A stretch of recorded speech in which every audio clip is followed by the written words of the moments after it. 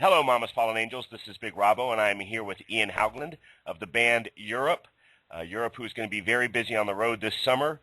Want to talk a little bit about that, Ian, starting off. We have a big show coming up at the end of July with the Sonosphere Festival, but want to go backwards a week and talk about a show that was probably very special for the band.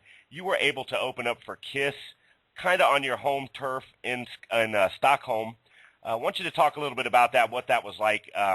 Opening up for a band like KISS, probably somebody that you've listened to for a long time. Were you able to meet the band, and what kind of experience was that for you guys?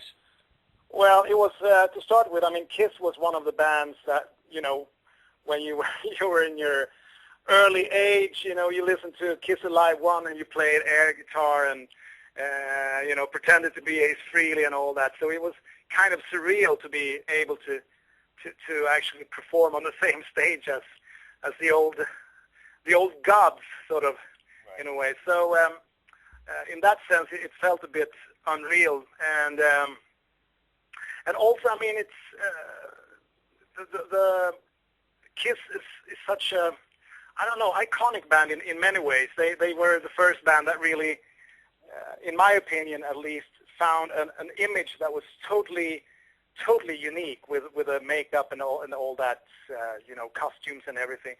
I mean, there are many bands that sound like something else, that sound similar to each other. But I mean, if you take KISS and especially their image, it's just one band, and you can't mix it up with anything. So they're unique in many ways, and I mean, with Gene Simmons as a businessman, they have the whole concept in a totally different way than every other band in the world, I would say. So KISS it was a unique feeling to be on stage with the band, and I also know that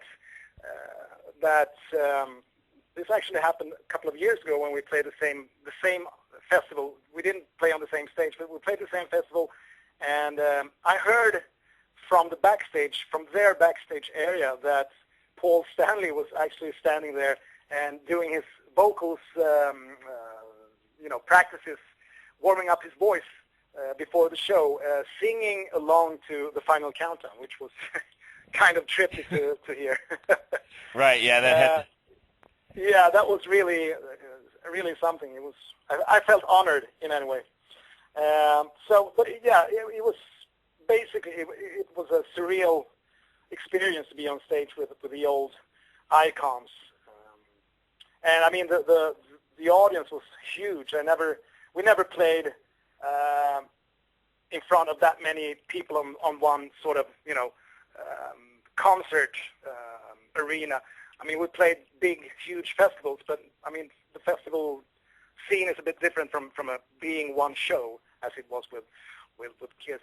So, when we played the final countdown, to see, I mean, like 30,000 plus people just standing there, jumping along to the final countdown along with the song, it was really, I can't find any better word than surreal.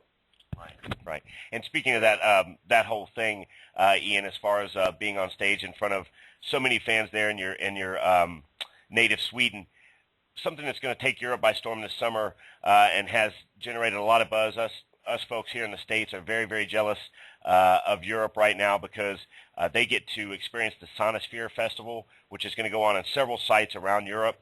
Of course, Europe is going to get a gig in England, like I said, later on in July. Is that something that the band was involved in from very early? Was that something that you found out about recently? How exactly did that come about? I think, it came about not very early. I think we had they asked us to do that show.